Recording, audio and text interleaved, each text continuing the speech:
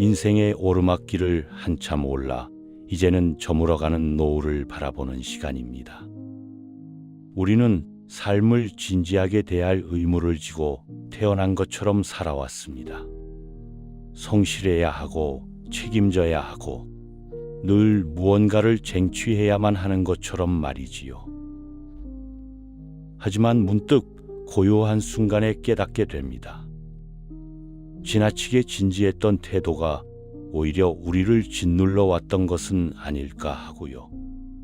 삶이란 어쩌면 손에 쥐었다가도 이내 놓아버려야 하는 부서지기 쉬운 모래성일지도 모릅니다. 우리는 이 모래성을 너무 완벽하게 짓기 위해 평생을 바쳤습니다. 작은 조각 하나, 모래알 하나에 너무 많은 의미와 무게를 부여하면서 말입니다. 삶의 무게가 유독 무겁게 느껴지는 날이 있습니다. 당신만 그런 것이 아닙니다. 세월의 강물을 건너온 우리 모두가 공통으로 느끼는 감정입니다. 이제는 그 무거운 짐을 잠시 내려놓아도 되는 시간입니다. 내려놓는다고 해서 삶이 무너지지 않을 것입니다. 괜찮습니다. 설령 지금까지 너무 애쓰며 살아왔다 하더라도 이제는 조금 느슨하게 세상을 바라보아도 그래도 괜찮습니다. 진정한 여유는 모든 것을 통제하려는 노력에서 벗어나는 그 지점에서 시작될지도 모릅니다. 우리 마음을 가장 무겁게 만드는 것은 실은 지나친 집착과 걱정일지도 모릅니다. 이렇게 되어야만 내가 안심할 수 있어라는 단단한 생각들 말입니다.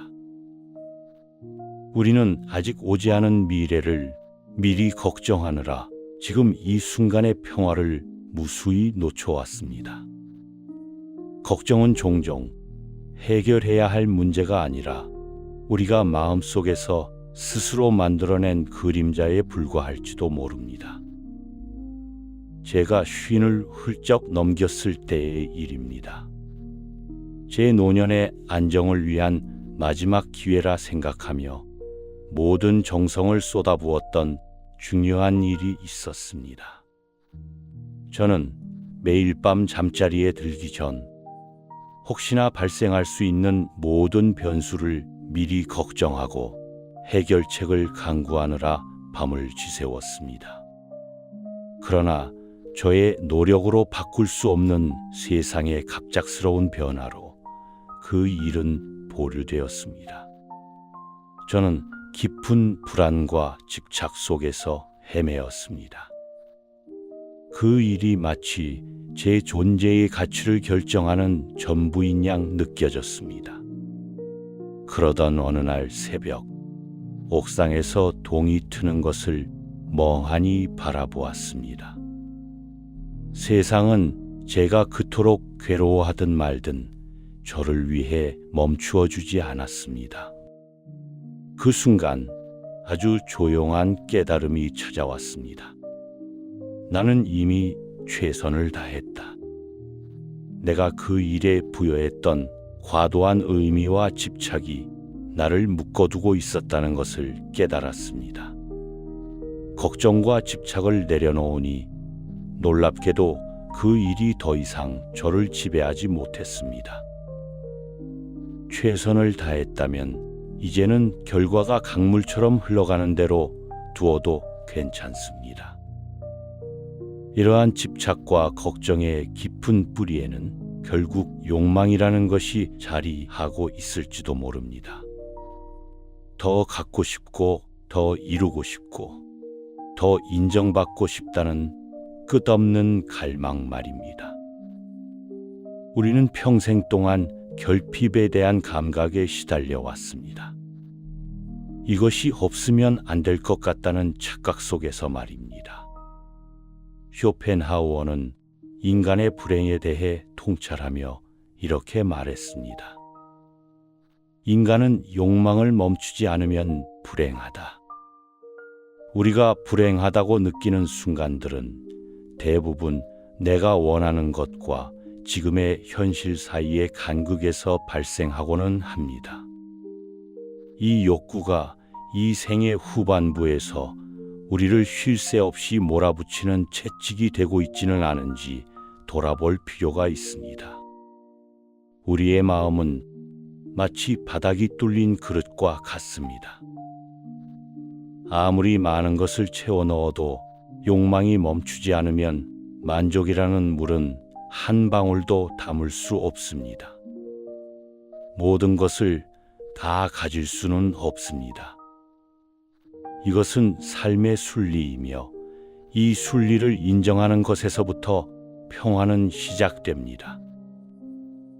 욕망의 불길이 조금쯤 꺼져도 괜찮습니다. 오히려 그 불이 꺼진 자리에 고요한 휴식이 찾아올 수 있습니다. 욕망을 갑자기 없애기는 어렵습니다. 그것은 우리의 본능과 같아서 훈련이 필요합니다. 마음을 비우는 훈련이란 거창한 명상이나 수련이 아닙니다. 오히려 아주 작고 소소한 일상에서 시작됩니다. 이를테면 오늘 아침 식사가 기대했던 것보다 소박해도 괜찮다, 이만하면 감사하다고 중얼거리는 것, 혹은 내일의 날씨가 화창하지 않아 외출이 어려워도 그런 날이 있다고 담담히 받아들이는 연습. 이러한 작은 내려놓음의 순간이 쌓이고 쌓여 우리의 마음은 점차 짐을 덜어내게 됩니다. 무엇보다 나의 뜻대로 되어야 한다는 강박을 내려놓는 것이 중요합니다. 내 힘이 미치지 못하는 영역이 분명히 있다는 것을 인정하는 것. 세상의 흐름에 나를 맡길 줄 아는 겸허함이 때로는 필요합니다. 흐르는 강물처럼 세상은 나의 의지와 상관없이 흘러갑니다. 그 흐름을 거스르려 애쓰지 않을 때 우리는 비로소 진정한 휴식을 얻습니다. 그리고 우리는 자연스레 침묵의 시간을 찾게 됩니다. 아무것도 하지 않고 그저 창밖의 나무를 바라보거나 오래된 시계의 소리를 듣는 시간. 그 침묵 속에서 비로소 우리는 외부의 소음이 아닌 내면의 가장 조용하고 진실된 목소리를 들을 수 있게 됩니다. 우리는 종종 체념을 패배나 포기로 여깁니다. 하지만 삶의 깊은 여정을 지나온 우리에게 체념은 때로 가장 아름답고 평화로운 선물을 안겨주기도 합니다. 체념은 포기가 아니라 더 이상 싸우지 않겠다는 마음의 평화로운 선언일지도 모릅니다. 제 친구의 이야기입니다. 그 친구는 평생을 자식들의 성공을 위해 희생하며 살았습니다. 늘 자식들의 삶에 관여하고 작은 일 하나까지도 자신의 뜻대로 되기를 바랐습니다. 하지만 성인이 된 자식들은 친구의 기대와는 다른 길을 선택했습니다. 친구는 깊은 배신감과 후회에 시달렸습니다. 가슴 속에 응어리진 기대 때문에 괴로웠습니다. 어느 해 겨울, 친구는 바닷가의 작은 마을에 머물며 파도 소리를 듣고 노을을 바라보았습니다. 그때 문득 자신이 자식들의 삶을 자신의 소유물처럼 다루려 했다는 것을 깨달았다고 합니다. 자식은 제 삶을 사는 것이고 부모의 역할은 그저 놓아주는 것까지라는 것을요. 그는 더 이상 싸우지 않기로 했습니다. 간섭하려는 마음을 내려놓았습니다. 내 뜻대로 되지 않아도 저들의 삶이니까 괜찮다고 스스로에게 수도 없이 되뇌었습니다. 그렇게 체념하자 놀랍게도 그 친구의 표정은 깊은 평온을 찾았습니다. 내려놓았을 때 비로소 얻게 되는 자유를 체득한 것입니다. 쇼펜하우어의 통찰처럼 우리의 진정한 평온은 결국 욕망과 기대를 줄이는 데서 옵니다. 인간의 평온은 욕망을 줄이는 데서 온다. 체념을 통해 무거운 짐을 내려놓았다면 이제 그 빈자리를 작은 즐거움으로 채울 차례입니다. 큰 행복은 늘 멀리서 반짝이는 별과 같았지만 소소한 행복은 바로 우리 곁에 놓인 돌멩이처럼 소박하고 단단합니다. 따뜻한 햇살 아래 마시는 한 잔의 차, 오래된 시계의 규칙적인 소리, 친구와의 안부 전화에서 오는 공감. 이러한 작은 것들에 진심으로 감사할 때 우리의 삶은 부족하지 않게 느껴집니다. 후회와 회상의 감정이 우리를 찾아올 때도 있습니다. 지나온 세월을 돌아보며 그때 다른 선택을 했다면 어땠을까 하는 아쉬움이나 그때가 참 좋았지 않은 아련함이 밀려올 때 말입니다. 괜찮습니다. 그러한 감정은 누구에게나 자연스러운 것입니다. 후회는 삶의 일부이며 회상은 우리를 더욱 깊은 사람으로 만드는 자양분이 됩니다. 다만 그 감정 속에 너무 오래 머물지 않으려 노력하면 됩니다. 후회를 미래를 위한 지혜로, 회상을 오늘을 감사하는 마음으로 바꾸어 보세요. 자, 여기서 당신께 조용히 질문을 하나 드려봅니다. 오늘 당신의 일상 속에서 문득 단단하게 감사할 수 있었던 소박한 것은 무엇이었나요? 우리는 평생을 타인과의 관계 속에서 살아왔습니다. 타인의 시선과 기대 속에서 나 자신을 끊임없이 조정하며 살아왔습니다. 이제는 오롯이 자기 자신과 평화로운 시간을 보낼 차례입니다. 외로움이 찾아올 때 그 감정을 애써 밀어내려 하지 않아도 괜찮습니다. 외로움이란 어쩌면 나와 더 깊은 대화를 나누어 보라는 내면의 초청장일지도 모릅니다. 혼자 있는 시간이야말로 진정한 성찰의 시간입니다. 침묵 속에서 나의 감정을 있는 그대로 인정해 줍니다. 슬프면 슬픈 대로, 불안하면 불안한 대로 말입니다. 당신만 그런 것이 아닙니다. 모든 인간은 태어날 때 혼자였고 돌아갈 때도 혼자입니다. 그 혼자만의 시간을 평화롭게 보낼 수 있는 힘을 기르는 것이 남은 삶에서 가장 중요한 숙제입니다. 우리는 평생을 빨리빨리라는 주문 속에서 살았습니다. 빨리 해내야 하고 빨리 결과를 내야만 했습니다. 서두르는 것이 미덕인 줄 알았습니다. 하지만 이제 느림 속에서 삶의 진정한 질을 발견할 때입니다. 서두르지 않아도 됩니다. 밥을 천천히 씹어 먹고 강물이 흘러가는 소리를 들으며 5분 동안 멍하니 앉아 있어도 좋습니다. 느림은 게으름이 아닙니다. 느림은 삶의 순간순간을 음미하려는 태도이며 현재에 온전히 머무는 능력입니다.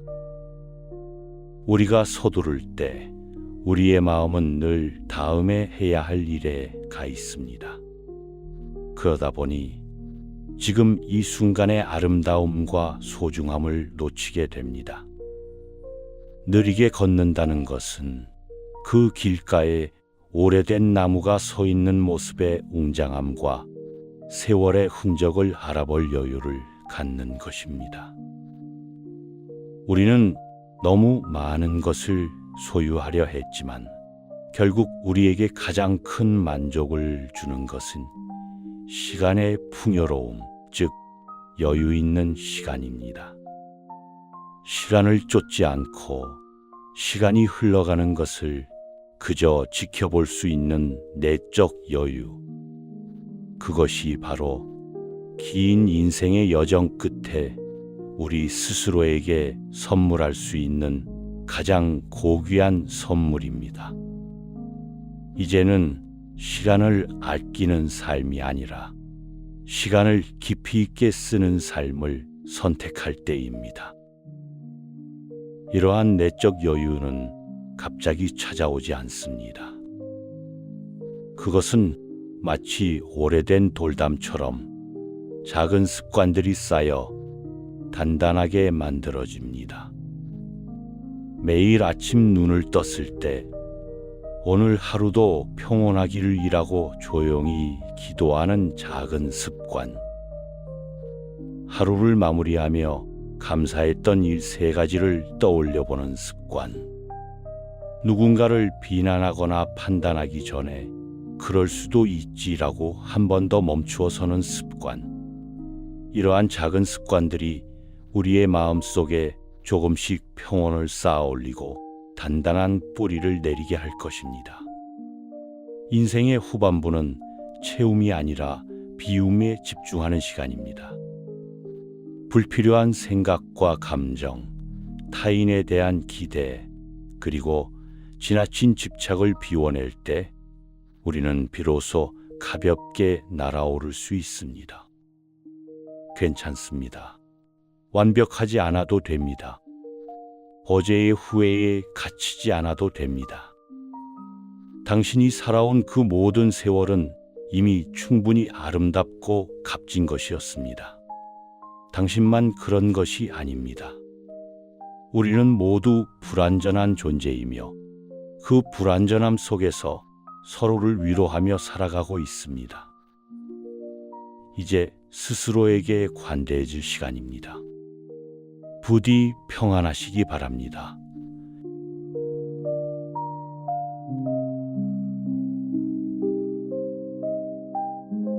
귀한 시간 끝까지 함께 해주셔서 진심으로 감사드립니다. 다음에 더 좋은 영상으로 찾아뵙겠습니다.